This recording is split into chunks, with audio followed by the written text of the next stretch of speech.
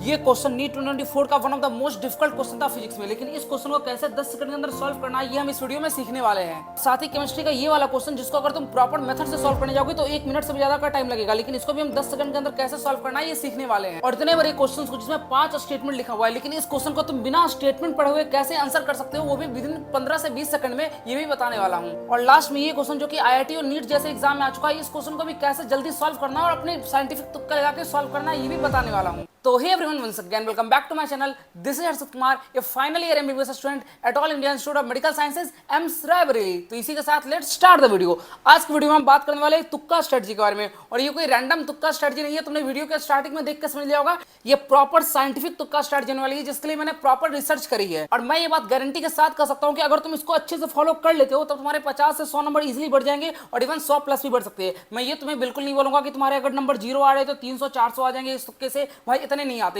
लेकिन अगर तुम चाहते हो कि भैया मेरे नंबर 50 बढ़ जाए, 100 बढ़ जाए, 150 बढ़ जाए, तो वो पॉसिबल होता है। बस तुम्हें थोड़ा अपना माइंड यूज करना होता है, और वो माइंड कैसे यूज करना है वही मैं आज की वीडियो में बताने वाला हूं। और बात करूं मैं अपने बारे में कि मैं इतना कैपेबल क्यों हूं कि तुम मेरी बात सुनोगे, तो यार मैंने एम्स जो है वो नीट के पहले अटेम्प्ट में ही क्रैक कर लिया था। साथ में मैं एम्स का गोल्ड मेडलिस्ट भी हूं, तो मुझे अच्छी तरह से पता है कि कैसे MCQ के एग्जाम में गेस करना होता है, किस ऑप्शन को हम करेक्ट कर सकते हैं अगर हमें नहीं आता है तब भी। ये मैंने कई बार किया, इवन अपने MBBS के एग्जाम में भी किया है, तो तुम तो नीट के एग्जाम में कर ही सकते हो। लेकिन तुम्हारे दिमाग में इससे पहले कुछ क्वेश्चन चल रहे होंगे कि क्या भैया गेस करना है, तुक्का लगाना सही है, और अगर सही है तो तुक्का में अप्लाई कब करना चाहिए। और सबसे पहली बात कि आप कुछ ऐसे प्रूफ दिखाओ कि हाँ तुक्का लगाने से क्वेश्चन सॉल्व हो रहे हैं, और क्वेश्चन को मैं सॉल्व करके तुम्हें दिखाऊंगा कि क्वेश्चन सॉल्व किया कैसे जाता है। तो सबसे पहले ये समझने के लिए कि तुक्का लगाना सही है या गलत है, इससे पहले तुम ये जानो कि नीट एग्जाम का गेम क्या है। नीट एग्जाम में क्या होता है, अगर तुम करेक्ट आंसर करते हो तो +4 मिलता है, रॉन्ग करते हो तो -1 मिलता है, ये तो सबको पता है। तो अकॉर्डिंग टू मैथ्स हम बात करें कि तुम मैथ्स को तो मानते ही हो और तुम प्रोबेबिलिटी को ही मानोगे, तो मतलब क्या, अगर तुम 4 क्वेश्चन में तुक्का लगा रहे हो तो 4 में से 3 क्वेश्चन क्या होंगे, गलत हो गए, 1 क्वेश्चन सही होगा।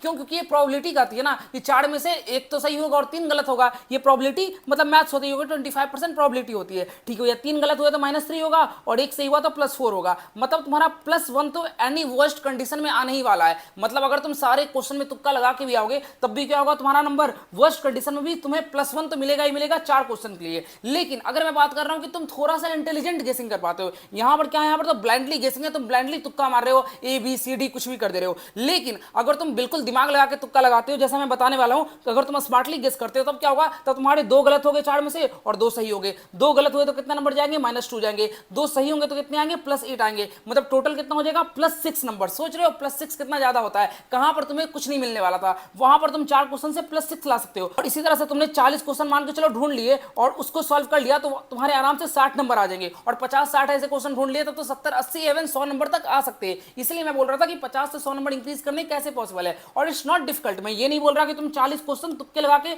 सही कर दो, मैं ये बोल रहा हूं कि अगर तुम 40 क्वेश्चन में तुक्के लगाओ तो 20 तुम्हारे सही हो जाए और 20 तुम्हारे गलत हो जाए, और ये प्रोबेबिलिटी रहती है, क्योंकि बहुत सारे स्टूडेंट्स ऐसा करते हैं एग्जाम में और अपने मार्क्स को बूस्ट करते हैं। तो वही मैंने लिखा है कि अगर तुम साइंटिफिकली गेस कर पाते हो या तुक्का लगा पाते हो तो इस चीज का बहुत ही कम चांस होता है कि तुम अपने मार्क्स लूज करो। मोस्टली चांस ये होता है कि तुम अपने मार्क्स गेन ही करोगे, क्योंकि मैंने यहाँ पे तुम्हें प्रॉपर मैथमेटिक्स समझा दी और प्रॉपर गेम समझा दिया कि नीट एग्जाम का गेम कैसा होता है। अब रही तुम्हारी दूसरी बात कि क्या भैया तुक्का लगाना सही है, तो देखो यार, अगर तुम्हें क्वेश्चन पूरी तरह से आता है, तुम्हें फॉर्मूला आता है, तब तुम उसी मेथड से सॉल्व करो, तुम्हें तुक्का लगाने की कोई जरूरत नहीं है। लेकिन मान के चलो कि पेपर के टाइम में कुछ क्वेश्चन ऐसे हैं जिसको सॉल्व करने का तुम्हारे पास टाइम नहीं है, या फिर टाइम तो है लेकिन तुम उस क्वेश्चन को सॉल्व करना नहीं जान रहे कि भैया सॉल्व कैसे करना है, तो उस केस में तुम्हारा तुक्का वर्क करता है, तुक्का काम करता है, और तुम्हें तुक्का लगाना चाहिए, क्योंकि नंबर बढ़ते हैं यार, नंबर घटने नहीं वाले। तो अब हम बात करने वाले हैं कि हाउ टू अप्लाई तुक्का या guess in the question form, जो मैं तुम्हें दिखाने वाला हूं कि क्वेश्चन में कैसे अप्लाई करते हैं। पहला तरीका होता है ऑप्शन एलिमिनेशन, दूसरा होता है यूनिट डायमेंशन रूल, और तीसरा होता है तुम्हारा प्रॉपर अल्टीमेट ट्रिक। ये भी तुम्हें पता होना चाहिए, लास्ट तक रुके ना। बात करते हैं हम ऑप्शन एलिमिनेशन की। तो इसमें पहला क्वेश्चन देखो, पहला क्वेश्चन तुम्हारा है केमिस्ट्री का। इसमें तुम देखो ABCDE 5 स्टेटमेंट इस क्वेश्चन में दे रखे हैं, और मान के चलो तुम इस क्वेश्चन का कुछ नहीं आता, तुम्हें कुछ भी नहीं पता इस क्वेश्चन को कैसे सॉल्व करना, तब भी तुम क्या कर सकते हो, तो तुम इसमें ये देख सकते हो जो E स्टेटमेंट है वो कितने ऑप्शन में है, E जो है तुम्हारा वो 3 ऑप्शन में कॉमन है। तुम ये देखो फिर जो C है वो कितने ऑप्शन में कॉमन है, तुम्हारा जो C है वो भी तुम्हारा 3 ऑप्शन में कॉमन है। इसका मतलब क्या हुआ कि जो उसका करेक्ट आंसर होगा उसमें E और C तो होना ही चाहिए। ये तुम समझ गए ना, जो करेक्ट आंसर होगा उसमें E और C तो होना ही चाहिए। तो तुम देखोगे तो 1 होगा, 3 होगा और 4 होगा, ठीक है, समझ गए बात को। हम दूसरे वाले को नेग्लेक्ट कर लेंगे। दूसरे वाले को नेग्लेक्ट क्यों कर रहे हैं, दूसरे वाले को नेग्लेक्ट हम इसलिए किया क्योंकि इसमें देखो, इसमें तुम्हारे पास 2 स्टेटमेंट करेक्ट है, ठीक है। ए और ई लिखा हुआ है, और बाकी सारे 1 3 4 में क्या है, तुम्हारे तीन तीन स्टेटमेंट करेक्ट है, मतलब तुम्हारा दूसरा तो पहले ही गलत हो गया। उसके बाद क्या होगा, ई और सी कॉमन किसमें भैया, ई और सी कॉमन एक पहला में है और एक तीसरा में, मतलब तीसरा वाला सही हो सकता है या तो पहला वाला सही होगा, समझ गए, 1 सही हो गया, तीसरा सही होगा। अब तुम ये भी देख सकते हो जो बी है तुम्हारा वो दो ऑप्शन में कॉमन है, पहला तुम्हारा है तीसरा ऑप्शन में, दूसरा तुम्हारा चौथा ऑप्शन में, मतलब बी भी तुम्हारा सही होगा। इससे तुम लगा सकते हो बी सी ई वाला जो ऑप्शन होगा वो तुम्हारा सही होना चाहिए, मतलब ऑप्शन नंबर 3 तुम्हारा करेक्ट होगा, और एक्चुअल में ऑप्शन नंबर 3 करेक्ट है। इसको बोलते हैं बहुत ज्यादा तुम ऑप्शन को एलिमिनेट कर पाते हो। तुम देख रहे हो ना, पहले तुम कॉमन ढूंढे, ई यहाँ पर 3 में कॉमन है, सी भी यहाँ पर 3 में कॉमन है, मतलब ई सी तो होना ही चाहिए, साथ में बी भी तुम्हारा 2 में कॉमन है, तो बी सी तुम्हारा आंसर हो गया। और दूसरे वाले को हमने नेग्लेक्ट क्यों किया, दूसरे वाले ऑप्शन को हमने नेग्लेक्ट इसलिए किया क्योंकि इसमें बस 2 ही स्टेटमेंट लिखे हुए थे और बाकी सारे में 3 3 स्टेटमेंट है, तो उसको ज्यादा प्रायोरिटाइज करेंगे। अब दूसरा क्वेश्चन देखो, ये भी तुम्हारा केमिस्ट्री का क्वेश्चन है, इसमें दिया हुआ है इसमें से कौन सी स्पीसीज के पास तुम्हारे 8 इलेक्ट्रॉन नहीं होने वाले। तो इसमें तुम ये देखो कि बस कितने मॉलिक्यूल दिए हुए हैं, 1 2 3 4 5, हमारे पास 5 मॉलिक्यूल है। ऑप्शन में क्या है 1 2 3 4, मतलब एक चीज याद रखना, जब भी हमारे पास कभी भी ऐसा ऑप्शन है ना, तो याद रखना, क्या याद रखना है कि एक्सट्रीम ऑप्शन को हमेशा क्या करना होता है, नेग्लेक्ट करना होता है। जैसे एक्सट्रीम क्या है 1 है और 4 है, तो 1 और 4 होने के चांसेस बहुत ज्यादा कम होते हैं। मैं ये नहीं बोल रहा यार कि हमेशा होंगे ही नहीं कभी, लेकिन चांसेस कम हो, इसलिए तो मैं बोल रहा हूं कि अगर तुम 10 क्वेश्चन टिक करोगे तो 10 में से 5 सही हो गए, 5 गलत हो गए, लेकिन अगर जो 5 सही हो रहे 5 गलत हो रहे उसके बाद भी तुम काफी ज्यादा प्रॉफिट में रहने वाले हो। समझ में आ रहा है बात? इसलिए तुम्हें क्या करना है, एक्सट्रीम वाले ऑप्शन को नेग्लेक्ट करना है, और बीच वाले जो ऑप्शन है वो उसी दोनों में से कोई आंसर होने वाला है, चाहे 2 होगा चाहे 3 होगा। अब अगर तुम्हें पता है कि 2 और 3 में से ही कोई एक होगा तो तुम तुक्का लगा ही सकते हो, क्योंकि 50% चांसेस सही होने की। समझ गए बात को? अब बात करते हैं एक और तरह के क्वेश्चन की। मान के चलो हमें क्वेश्चन का कुछ भी नहीं आता, हम डायरेक्ट ऑप्शन देखते हैं। डायरेक्ट ऑप्शन देखोगे तो तुम्हें क्या पता चलेगा, एक ही वर्ड जो है वो तुम्हारा 2 बार मिल रहा है, मतलब क्या 3.47 3.47, मतलब एक ही नंबर जो है वो 2 बार मिल रहा है। ठीक भैया, मतलब ऑप्शन मतलब आंसर क्या होगा, आंसर तुम्हारा या तो ए होगा या तो तुम्हारा सी होगा। अब हम कैसे समझे आंसर ए होगा या तो सी होगा? देखो अब तुम ये देखोगे, प्लस प्लस प्लस प्लस तुम्हारा किस ऑप्शन में है, प्लस तुम्हारा 3 ऑप्शन में है, और माइनस तुम्हारा एक ही ऑप्शन में है, तो ऑब्वियस सी बात है प्लस वाला चांस होने ज्यादा है, मतलब ऑप्शन नंबर सी तुम्हारा करेक्ट हो जाएगा। समझ गए ना? तो हमने पहले क्या देखा, हमने पहले ये देखा कि कौन सा नंबर कॉमन आ रहा है, तो 3.47 दो में कॉमन आ रहा है। ठीक है, अब तुम्हें डाउट होगा कि भैया ए सही होगा या सी सही होगा, तो अब तुम ये देखो 3 ऑप्शन तुम्हारे किसमें है, 3 ऑप्शन पॉजिटिव में है, तो ऑब्वियस सी बात है जो करेक्ट आंसर होगा वो भी तुम्हारा पॉजिटिव में होगा और तुम्हारा सी ऑप्शन सही हो जाएगा। अब बात करते हैं एक और क्वेश्चन की। देखो इसमें दिया हुआ है radius of inner most orbit of the hydrogen atom इतना दे रखा है। पूछा गया radius of third orbit of the hydrogen atom क्या होगा। हमें दे रखा है फर्स्ट ऑर्बिट का क्या है ये, तो थर्ड ऑर्बिट का क्या होगा, तो ऑब्वियस सी बात है अगर थर्ड ऑर्बिट का उससे ज्यादा ही होने वाला है, कम तो होगा नहीं। हाँ भैया ज्यादा ही होगा, और होगा तो क्या होगा 3 के मल्टीपल्स में होगा या 3 के स्क्वायर के मल्टीपल में होगा। तो 3 का मल्टीपल करोगे अगर इसका तो कितना बचेगा 1.59 बचेगा, या 3 स्क्वायर का मल्टीपल करोगे तो क्या होगा 4.77 होगा। तो या तो आंसर 1.59 हो सकता है या तो 4.77 हो सकता है। समझ रहे हो? 0.53 तो नहीं हो सकता ना, क्योंकि 0.53 खुद उसी का जो वैल्यू है वही दे रखा है, तो बस क्या कर दिया गया -11 को एंगस्ट्रॉम में चेंज कर दिया गया, इतना तो तुम्हें पता ही होगा। तो 4 ऑप्शन नहीं हो सकता और 1 भी नहीं हो सकता। 1 क्यों नहीं हो सकता, क्योंकि 0.53 को अगर तुम 2 से मल्टीप्लाई करोगे तब जाकर 1.06 आता है, और ऑब्वियस सी बात है तुमसे थर्ड ऑर्बिट पूछा गया तो 2 का क्या ही काम है, तो 2 भी, तो मतलब ऑप्शन नंबर 1 ऑप्शन नंबर 4 नहीं होगा, होगा क्या 2 और 3 होगा। और अगर तुम्हें थोड़ा सा ही पता है जो रेडियस है वो n स्क्वायर का डायरेक्टली प्रोपोर्शनल होता है, तो तुम ऑप्शन नंबर टिक करके आ जाओगे 3। समझ गए? वरना तुम 2 और 3 में से तो गेस कर ही सकते हो, फिर से तुम्हारा 50-50% का चांस रहेगा।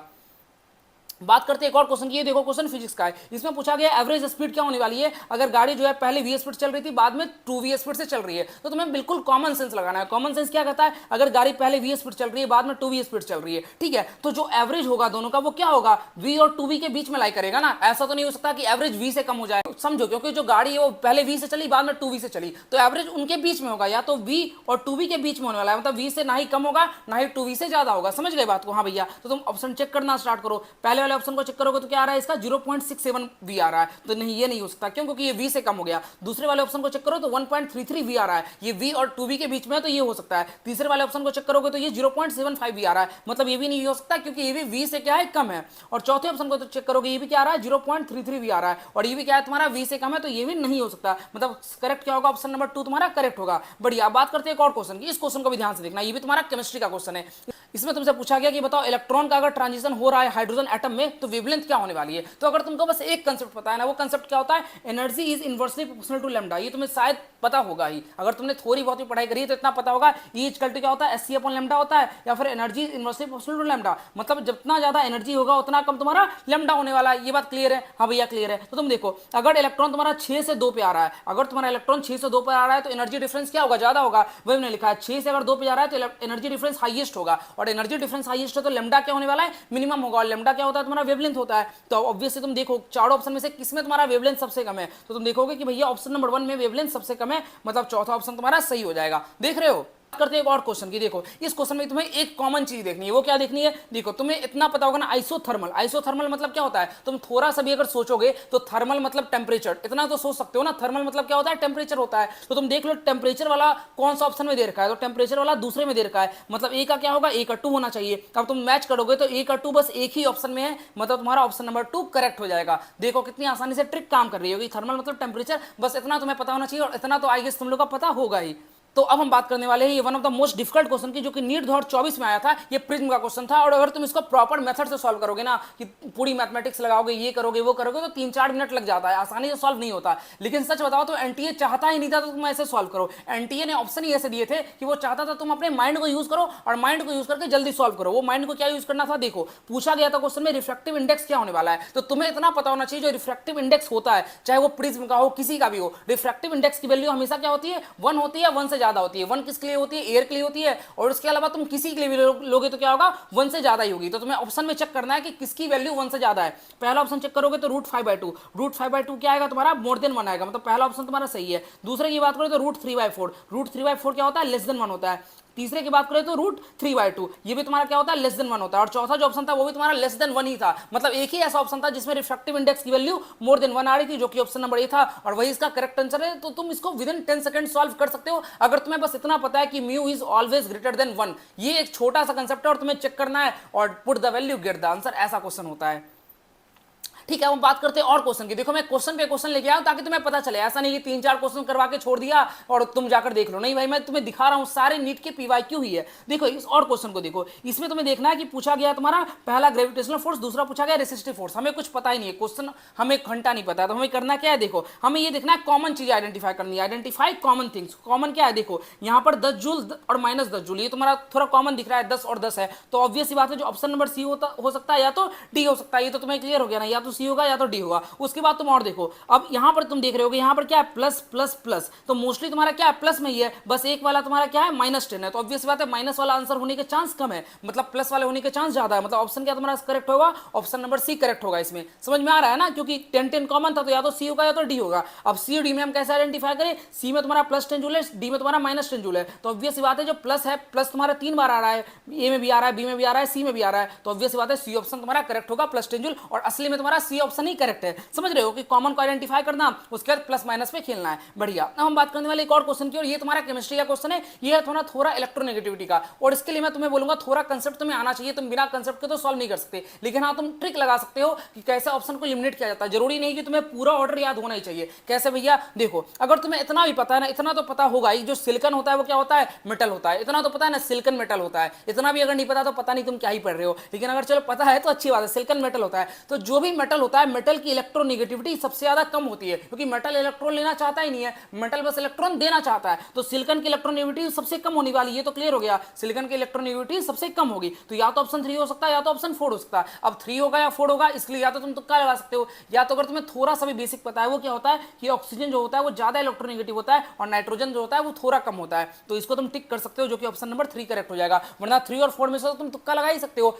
ज्यादा अच्छी बात ये है ना यार, तुम 4 ऑप्शन में तुक्का लगाओ, अंधाधुंध तुक्का लगाने से अच्छा है कि तुम थोड़ा सा साइंटिफिक तुक्का लगाओ। और ये वीडियो उसी पर है कि तुम साइंटिफिक तुक्का लगा के सकते हो।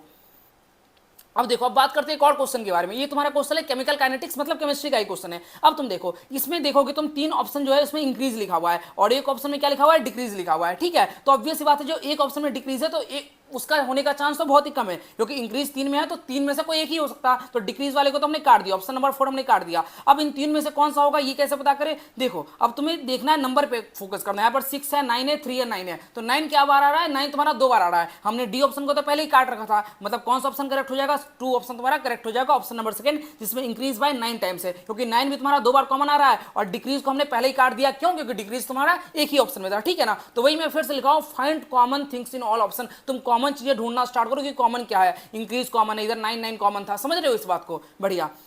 अब हम बात करने वाले अगले कॉन्सेप्ट की और जो कि तुक्का लगाने में यूज होता है, वो होता है यूनिट डायमेंशन का ट्रिक। और इसके लिए तुम्हें थोड़ी सी फिजिक्स आनी चाहिए, जो कि मुझे लगता है आती होगी, वो भी तुम्हें काइनेमेटिक्स वगैरह थोड़ा बहुत आना चाहिए। जैसे ये क्वेश्चन देखोगे, ये नीट का प्रीवियस ईयर क्वेश्चन है, इसमें पूछा गया वेलोसिटी क्या होने वाला है। तो हमें पता है वेलोसिटी का यूनिट क्या होता है, मीटर पर सेकंड होता है, इतना तुम सबको पता होगा आई गेस। और यहाँ पे तुम्हें दे रखा है अल्फा बीटा। अल्फा बीटा क्या दे रखा है तुम्हारा, एक्सेलरेशन दे रखा है, लिखा हुआ है। तो एक्सेलरेशन इक्वल टू क्या होता है, v अपॉन टी होता है, इतना पता होगा ना, a equal to v upon T होता है। हाँ भैया पता है। अब क्या करो, तुम्हें चारों ऑप्शन को अलग अलग चेक करना है। कैसे चेक करोगे, देखते जाओ। पहला ऑप्शन लो, A square minus B square upon A B into T.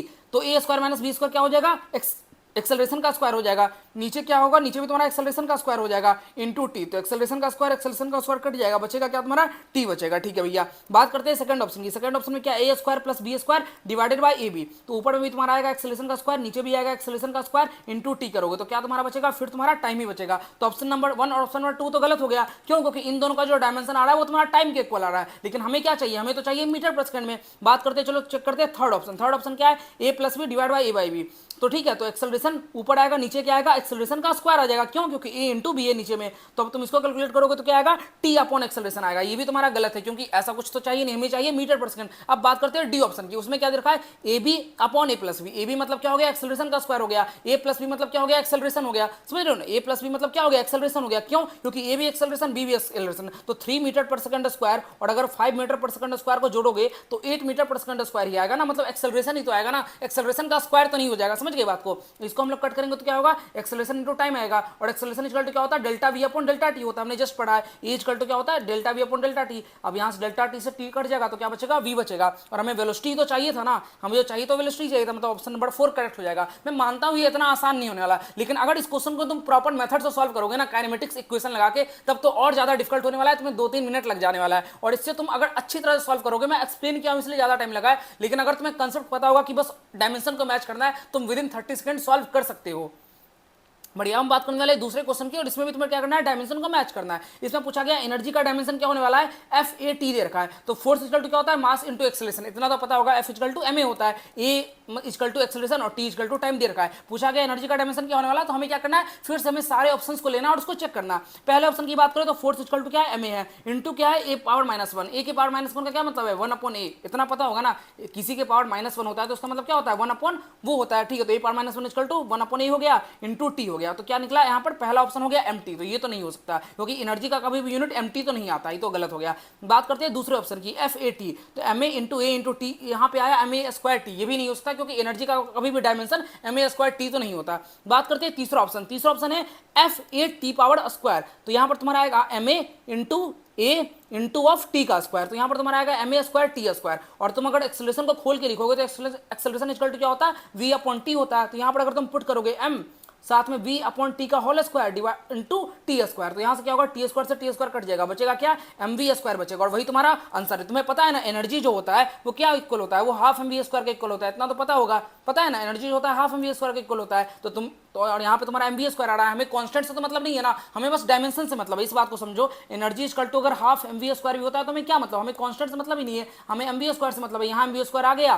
तो ऑब्वियस बात है ऑप्शन नंबर सी सही हो जाएगा। डी हमें चेक करने की जरूरत नहीं है, और चेक तुम करोगे भी तब भी तुम्हारा गलत ही आने वाला है। ठीक है, बढ़िया। हम बात करने वाले एक और क्वेश्चन की, ये बहुत अच्छा क्वेश्चन है, लेकिन अगर तुम इसको डायमेंशन से सॉल्व करोगे और तुक्का लगा के सॉल्व करोगे तो बहुत जल्दी सॉल्व हो जाएगा। कैसे, moment of inertia equal to क्या होता है, एम आर स्क्वायर होता है, सबको पता है। उसको हम लिख सकते हैं, एम को लिख सकते हो, मास को लिख सकते हो एम, और आर को तुम लिख सकते हो लेंथ का स्क्वायर। ठीक है, बढ़िया। अब सारे ऑप्शन को चेक कर दिया। पहला ऑप्शन को तुम चेक करोगे तो पहला ऑप्शन में तुम्हारा आंसर निकल के वैसे आ जाने वाला है। देखो, m1 into m2 divided by m1 plus m2 into L square. तो m1 इंटू m2 क्या हो जाएगा, मास का स्क्वायर हो जाएगा, और m1 प्लस m2 क्या होगा, मास ही होगा। मैंने बताया ना, अगर 3 kg प्लस 5 kg करोगे तो क्या होगा, 8 kg होगा, लेकिन 3 kg इंटू 5 kg करोगे तो क्या हो जाएगा, बताओ, 15 kg स्क्वायर हो जाएगा। समझ रहे हो इस बात को ना। तो ऊपर में आएगा मास स्क्वायर, नीचे में आएगा मास, तो मास स्क्वायर को मास से कैंसिल करोगे तो मास निकल के आएगा, और इंटू एल स्क्वायर तो है ही, तो मतलब एम एल स्क्वायर आ जाएगा, और वही तुम्हारा करेक्ट ऑप्शन है, क्योंकि हमें चाहिए मोमेंट ऑफ इनर्शिया, और यहाँ पे मोमेंट ऑफ इनर्शिया का फॉर्म निकल के आ गया। बाकी सारा तुम ऑप्शन चेक कर सकते हो, मैंने लिख दिया। अगर तुम m1 plus m2 divided by m1 m2 into L square करोगे